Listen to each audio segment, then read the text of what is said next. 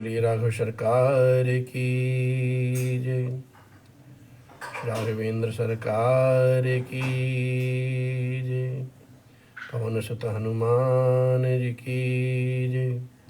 उमापति महादेव जी की जय। ओम नमः पार्वती पते हर हर महादेव। श्रीमद् वाल्मीकि रामायणे बालकांडे सप्तसप्ततितमः सर्गः 77वां सर्ग। आज की पावन कथा भगवान राघवेंद्र की। राजा दशरथ जी का अपने पुत्रों और बधुओं के साथ श्री अवध में प्रवेश, शत्रुघ्न सहित भरत का मामा के यहाँ जाना और श्री राम के बर्ताव से सबका संतोष तथा श्री सीता जी और श्री रामचंद्र जी का पारस्परिक प्रेम। गते रामे प्रशांतात्मा रामो दशराथिर्धनु वारुणाया प्रमेयाय तदो हस्ते महायसा। जमदग्नि कुमार परशुराम जी के चले जाने के पश्चात यशस्वी श्री दशरथ नंदन राघवेंद्र सरकार श्री राम ने शांत चित्त होकर के शक्तिशाली वरुण के हाथ में वह धनुष दे दिया। अभिवाद्य ततो रामो वशिष्ठ प्रमुखा निर्सेन पितरं विकलं दृष्ट्वा प्रोवाच रघुनंदनः। तत्पश्चात वशिष्ठ आदि ऋषियों को प्रणाम करके श्री रघुनंदन राघवेंद्र श्री राम जी ने अपने पिता को विकल देख करके उनसे कहा, जामदग्न्यो गतो रामः प्रयातु चतुरंगिणे अवध्या विमुखे सेना त्वया नाथेन पालिता।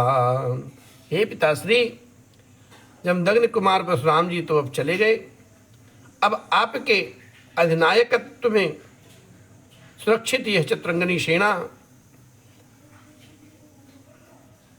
अयोध्या की ओर प्रस्थान करें। रामस्य वचनं श्रुत्वा राजा दशरथः सुतं बाहुभ्यां संपरिघ्यस्व बाहुभ्यां संपरिस्वज्य मूर्धिन्पाघ्नाय राघवम्। गतो राम इति श्रुत्वा हृष्टा प्रमुदितो नृपः पुनर्जातं तदामीने पुत्रमात्मानेमेव वचा। श्री राम जी का यह वचन सुनकर के श्री दशरथ जी महाराज जी को महाराज जी ने अपने पुत्र की रघुनाथ जी को दोनों भुजाओं से खींचकर अपनी छाती से लगा लिया। आनंद विभोर हो गए और उनका मस्तक चूमा। परशुराम जी महाराज चले गए। ये सुनकर राजा दशरथ जी को अपार हर्ष हुआ। अब आपदा टल गई, वे आनंद मग्न हो गए और उस समय उन्होंने राजा और अपने पुत्र का पुनर्जन्म हुआ माना, क्योंकि बहुत बड़ी विपद आ गई थी।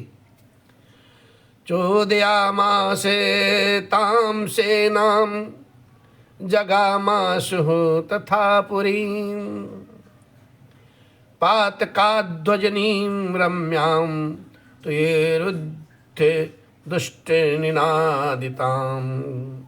तदंतर उन्होंने सेना को नगर की ओर कूच करने की आज्ञा दी और वहां से चल करके बड़ी शीघ्रता के साथ वे श्री अवधपुरी में आ पहुँचे। उस समय उस पुरी में सब ओर ध्वजा पताकाएं फहरा रही थी। सजावट से नगर की रमणीयता और बढ़ गई थी और भांति भांति के वाद्यों ध्वनियों से सारी अयोध्या गुंजायमान हो रही थी। सिक्तराज पथारम्याम प्रकीर्ण को सुमोत्तकार कराम राज प्रवेश सुमुखैः परैर्मंगल पाणिभिः संपूर्णां प्राविशद राजा जनोघैः समंगल कृतां पौरैः प्रतियुग्धतो गत दूरम द्विजैश्चे उर्वासिभिः। सड़कों पर जल का छिड़काव हुआ था जिससे पुरी की श्रम्य शोभा बढ़ जाए। यत्र तत्र ढेर के ढेर फूल बिखरे गए थे। पूर्ववासी मनुष्य हाथों में मांगलिक वस्तुएं लेकर के राजा के प्रवेश मार्ग पर प्रसन्न मुख होकर के खड़े थे। इन सबसे भरी पूरी तथा भारी जन समुदाय से अलंकृत हुई श्री अवधपुरी में राजा श्री जनक जी महाराज प्रवेश किए। अपने बहुओं के साथ नागरिकों तथा पूर्ववासी ब्राह्मणों ने दूर तक आगे जाकर के महाराज जी की अगवानी की।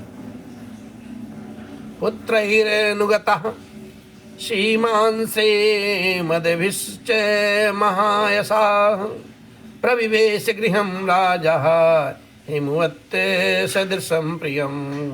अपने कांतिमान पुत्रों के साथ महायशस्वी श्री राम राजा दशरथ ने अपने प्रिय राजभवन में, जो हिमालय के समान सुंदर एवं गगनचुंबी था, प्रवेश किया। ननंद स्वजनई राजा गृहे कामे समुपूजितः कौशल्या च सुमित्रा च कैकेयी च सुमध्यमा बहुप्रतिगृहे युक्ता यश्चान्या राजायोषितः। राजमहल में स्वजनों के द्वारा मनोवांछित वस्तुओं से परम पूजित हो राजा दशरथ जी ने बड़े आनंद का अनुभव किया। महारानी कौशल्या, सुमित्रा, सुंदर कट प्रदेश वाली कैकेयी तथा जो अन्य राजपत्नियां थीं, वे सब बहुओं को उतारने के कार्य में लग गईं। ततः सीतां महाभागा उर्मिलां च यशस्विनीं कुशध्वज सुते चोभे जगनुहृनो योषिता पयोषिता मंगलालापनैर्होमयी शोभिताः क्षोभवाससः। तदंतर राज परिवार की उन स्त्रियों ने परम सौभाग्यवती सीता, यशस्विनी उर्मिला तथा कुशध्वज की दोनों कन्याओं मांडवी और सुतकीर्ति को सवारी से उतारा है और मंगल गीत गाती हुई सब वधुओं को घर में ले गईं। वह प्रवेश कालिक होम कर्म से सुशोभित तथा रेशमी साड़ियों से अलंकृत थीं। देवतायतनान्यासो सर्वास्ताः प्रत्युपूजिनः अभिवादाभिवादश्च सर्वा राजसुतास्तदा रेमिरे मुदिताः सर्वा भृत्यभिर्मुदितारः। अब उन सब ने देव मंदिरों में जाकर के उन बहुओं से देवताओं का पूजन करवाया है। तदंतर नववधु रूप में आई हुई उन सभी राजकुमारियों ने वंदनीय अपने सास ससुर आदि के चरणों में प्रणाम किया और अपने अपने पति के साथ एकांत में रह करके वो सब की सब बड़े आनंद से समय व्यतीत करने लगी। कृतदाराः कृताश्चाश्च साधना सुहृद सुसहज्जनाः शुश्रूषमाणाः पितरं वर्तयन्ति नरसभाः। कस्यचित्त्वथ कालस्य राजा दशरथः सुतं भरतं कैकेयी पुत्रं ब्रवीत रघुनंदनः।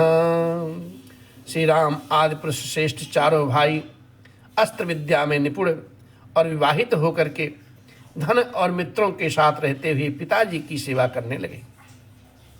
कुछ काल के बाद रघुकुल नंदन राजा दशरथ ने अपने पुत्र कैकेयी कुमार भरत से कहा, क्या अयम कैकेयी राजस्य पुत्रो वसति पुत्रकः पुत्रकः त्वां नेतुमागतो वीरो युधाजिन्मातुलस्तौ।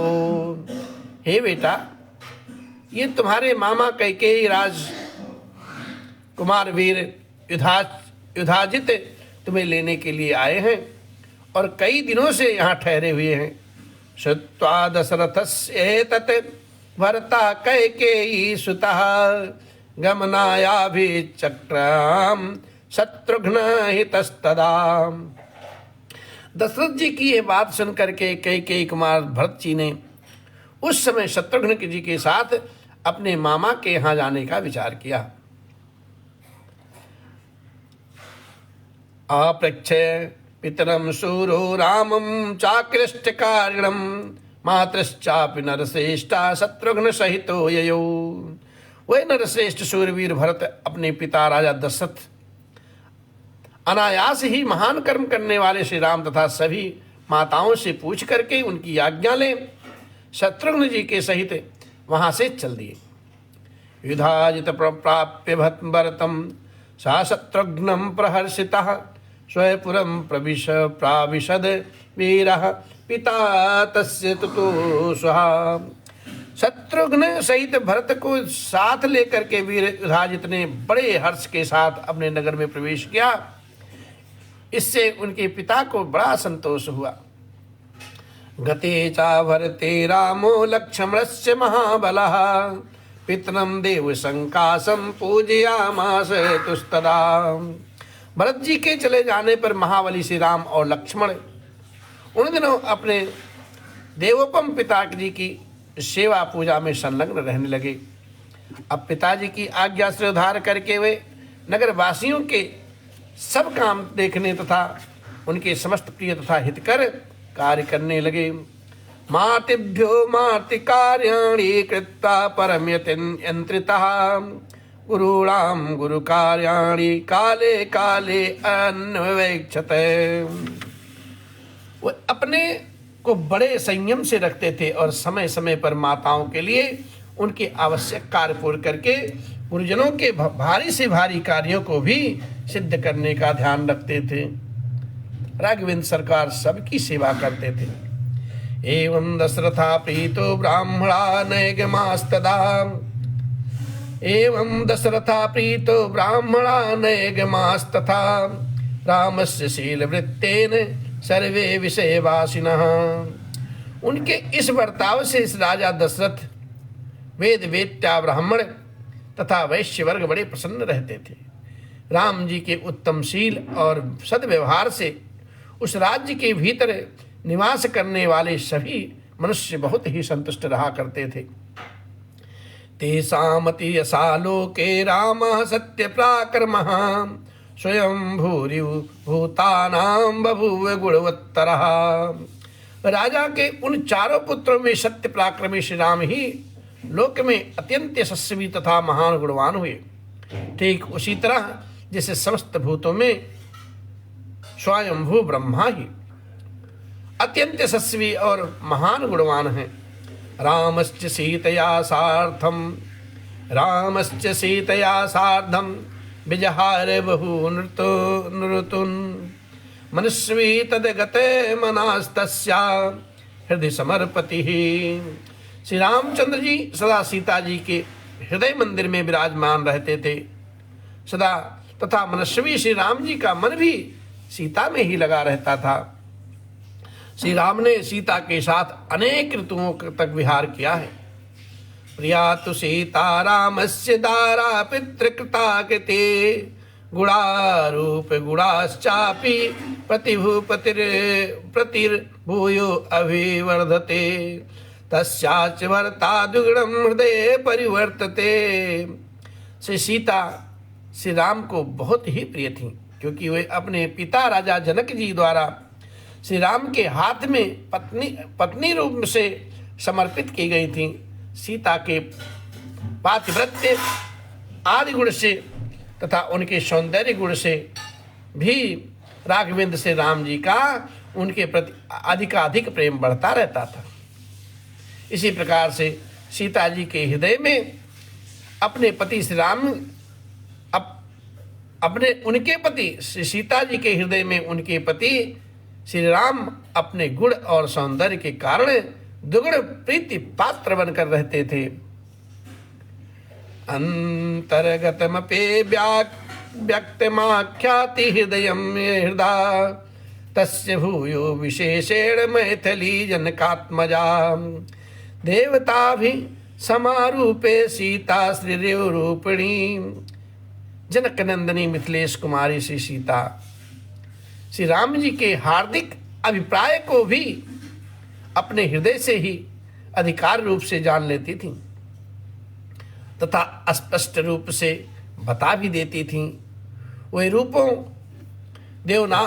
रूप में तो देवनांगनाओं के समान थीं और मूर्तिमती लक्ष्मी सी प्रतीत होती थीं। तया सा राजर्षि सुतो अभिकामया समेयुवानुत्तम राजकन्या अतीव रामः सुशुभे मुदान्वितो विभुः श्रियाः विष्णुरिवामरेश्वरः। श्रेष्ठ राजकुमारी श्री सीता जी श्री राम जी की ही कामना रखती थीं और श्री राम भी एकमात्र उन्हीं को ही चाहते थे।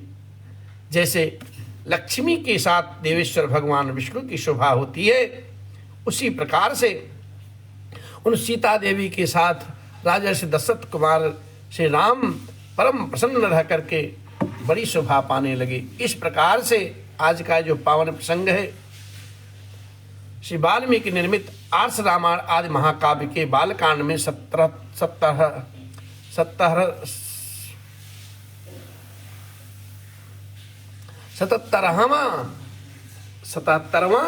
सर्ग अर्थात बालकांड संपन्न हुआ। और कल की पावन कथा भगवान राघव की गाएंगे, अयोध्या कांड से प्रारंभ करेंगे। आप सभी को बहुत बहुत जय जय सिया राम, जय सिया राम, जय सिया राम, जय जय।